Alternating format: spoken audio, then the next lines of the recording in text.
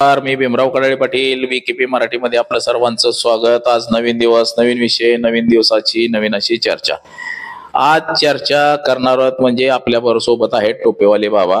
तर आज चर्चेचा विषय म्हणजे मुंबईमध्ये जरांगे पाटील यांचं मराठा समाजाला ओबीसीतून सरसकट आरक्षण द्यावं हे जे आंदोलन सुरू आहे त्या आंदोलनावरती त्यांचं काय मत आहे। तसंच आता असं कळतंय की त्या आंदोलनाच्या स्थळी स्पेशल फोर्स म्हणजे जे दंगल नियंत्रण पथक असतं, स्पेशल फोर्स असतं, आर्मी ऍक्ट असतो, ह्या जे सगळे पोलीस यंत्रणा आहे ह्या सगळ्या तिथं आंदोलन स्थळी बोलवलेले आहेत। एकंदरीत चित्र महाराष्ट्रात असं निर्माण झालेलं आहे की जरांगे पाटील यांचं आंदोलन मोडीत काढते की काय फडणवीस सरकार, असं एकंदरीत दिसतंय। तर त्याच विषयाची चर्चा करण्यासोबत आपल्यासोबत दिलीपराव आगलावे अर्थातच टोपेवाले बाबा हे आपल्यासोबत आहेत।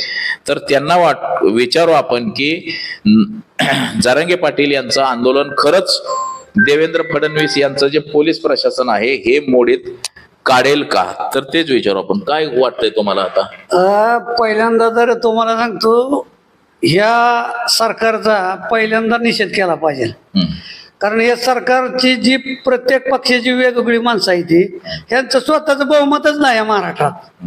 ही पहिल्यांदा बघितलं पाहिजे। या आता सगळे मित्र पक्ष एकत्र करून ही एक बनवलेलं एक आघाडी आहे आणि या आघाडीत कधी बी बिघाड होऊ शकतो। त्यामुळं आता आरक्षण द्यायचं म्हणलं तर आज नुसतं मुख्यमंत्र्याकडे बघून चालत नाही, त्याला जी सपोर्टिव्ह 2 उपमुख्यमंत्री म्हणून जे महाराष्ट्रात बसवल्यात आहे त्यांची काही नैतिक जबाबदारी आहे का नाही, का नुसत्या मुख्यमंत्र्याचीच आहे?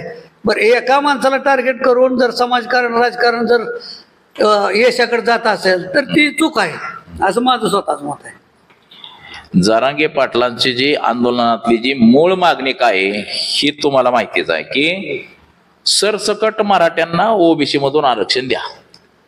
तर ही मागणी मान्य होऊ शकते का? आरक्षण हा मुद्दा अण्णासाहेब पाटील त्यांच्यापासून चालू झाला, त्यानंतर विनायकराव मेटे असे अनेक दिग्गज माणसं त्याच्यासाठी लढा देऊन त्यांनी देश सोडला, लक्षात आलं का?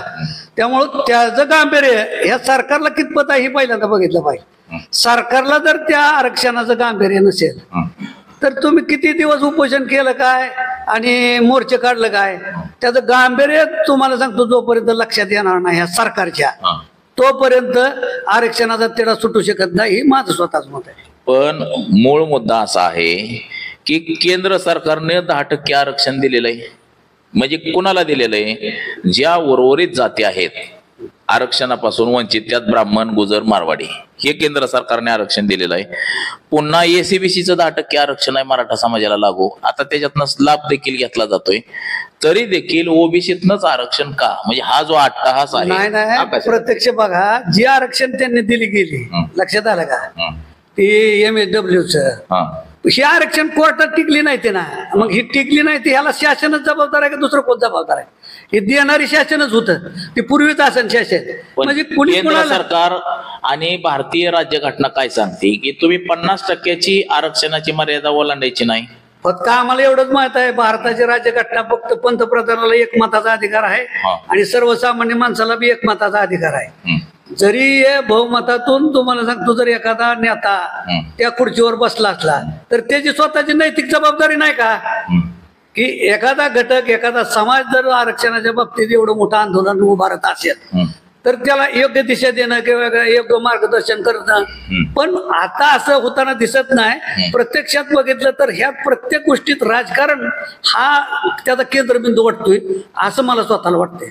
आता बघा मुंबईमध्ये कोर्टानं काय सांगितलं, हायकोर्टाने की 5000च लोकांनी यायचं, आझाद मैदानात उपोषण करायचं। आता हे कोर्ट ऑफ कंटेंट होतोय, म्हणजे लाखो मराठे मुंबईमध्ये घुसलेत। त्यात आता देवेंद्र फडणवीस सरकारनं, म्हणजे महाराष्ट्राचे मुख्यमंत्री देवेंद्र फडणवीस आहे, या सरकारनं काय केलंय, आता त्या आंदोलन म्हणजे आझाद मैदान परिसरात आहे, त्या परिसरात जेवढं खाऊ गल्ल्या म्हणजे स्टॉल आहे जिथं वडापाव मिळतो, भाजी वडापाव, मिसळपाव, पाणीपुरी मिळते किंवा अजून जेवणाचं काय साहित्य मिळते, हे सगळं बंद केलेलं आहे।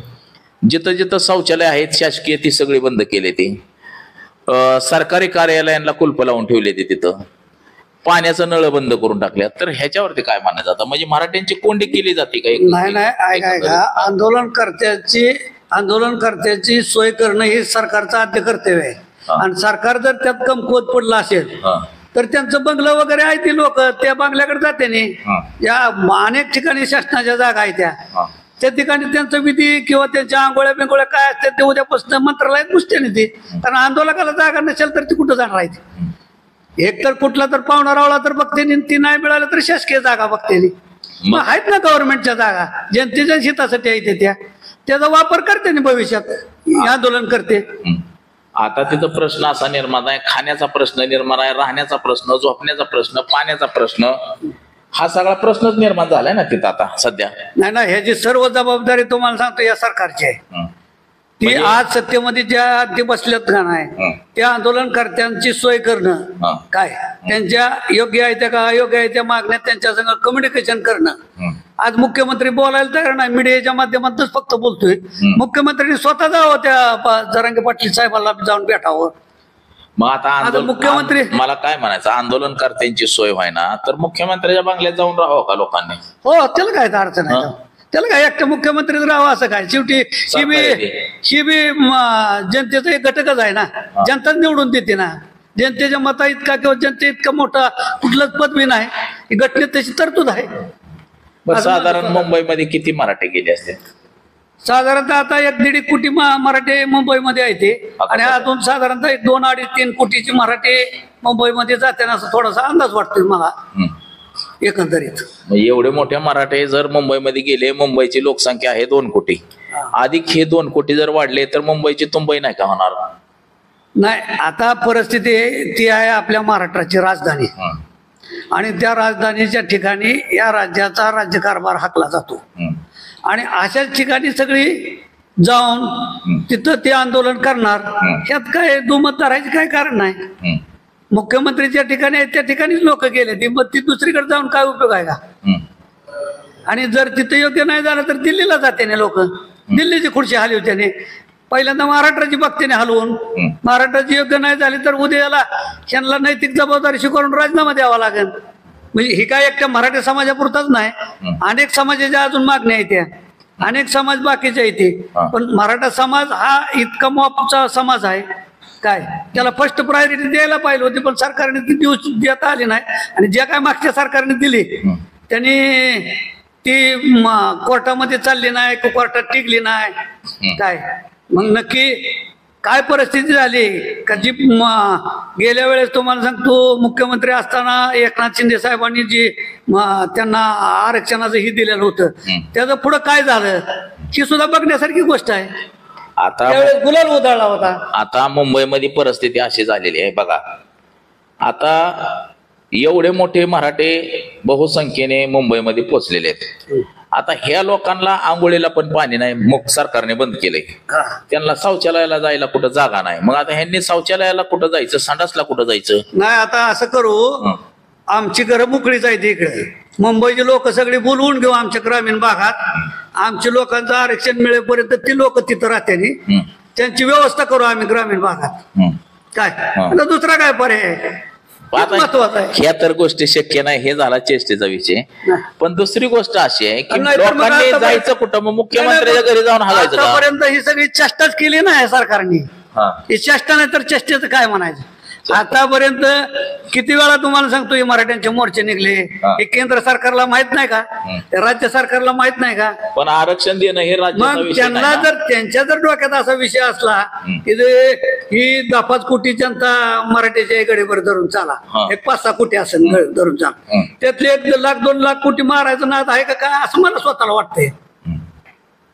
बरं आता बघा, आता जरांगे पाटलांना परमिशन एका दिवसाची दिली आंदोलनाची, आता दुसऱ्या दिवशी दिली, 2 दिवसाची, आता परत 3ऱ्या दिवसाची दिली आजची. मग असं किती दिवस परमिशन वाढवत राहणार? आणि समजा नाही जर ह्या आंदोलनावर ठोस उपाय निघाला तर काय करायचं? नाही, सरकार एक वेगळ्या पद्धतीने खेळ उभा करते. ही एक तुम्हाला सांगतो कवड्याच्या खेळासारखा खेळ आहे, पण ह्या खेळात सरकार यशस्वी होणार नाही. सरकारला राजीनामा द्यावा लागेल आणि सत्तेतून पाय उतार व्हावा लागेल. एवढं सोपं आंदोलन नाही मराठ्यांचं. ही त्यांनी दखल घ्यावी आणि अन्यथा नाही दखल घेतली तर त्यांनी सरळ मार्गाने पाय उतारवा. एवढं साधं सोपं गणित आहे यातलं. आता ह्याच्यामध्ये असं म्हटलं जातंय, आता तुम्ही जे म्हणले का सरकारने पायावर तर हो, आता ह्याच्यामध्ये काही जणांना असं वाटतंय की हे आंदोलन सरकारमधल्याच काही लोकांनी पुरस्कृत केलेलं की ब्राह्मण मुख्यमंत्री हटाव म्हणून. असं तर नाही. नाही कसं असते माहित आहे का, आता सरकार एकदा बसल्यानंतर मग त्याचं जरतरचा विषय असतात ते, पण असू बी शकतं म्हणता येणार नाही. कारण शेवटी बऱ्याच जणांचं मी आता मीडियाच्या माध्यमातून बघितलं, बऱ्याच आमदारांनी जरांगे पाटील साहेबांना जाऊन तिथं पाठिंबा दिला आहे. त्यांचे मग काय आमदार त्यांचं सत्तेतलं सुद्धा आहेत, मग नाकारता येणार नाही ना, ही सुद्धा खरंच आहे असं एकंदरीत मला वाटतंय. बरं, आता ह्या आंदोलनावरती आपल्याला नेमकं काय वाटतं की आता हे आंदोलन किती काळ राहील किंवा ह्याचा काही सरकारवरती प्रभाव पडेल का, काय होईल पुढे असं वाटतंय? ही आंदोलन 4 दिवसात जर या सरकारने योग्य दिशेने त्याची पावलं जर नाही उचलली तर ह्याचं सगळं खपार सरकारवर पडणार आणि याची नैतिक जबाबदारी स्वीकारून सरकारला 100% पाय उतार व्हावा लागेल ही माझी स्वतःची खात्री आहे. तर बघा, आता तुमचं म्हणणं तुम्ही मांडलेलं आहे, परंतु आता मायबाप सरकारला जाग येते का नाही कोणास ठाऊक. एवढ्या मोठ्या बहुसंख्येने मराठा समाज हा रस्त्यावरती उतरलेला आहे.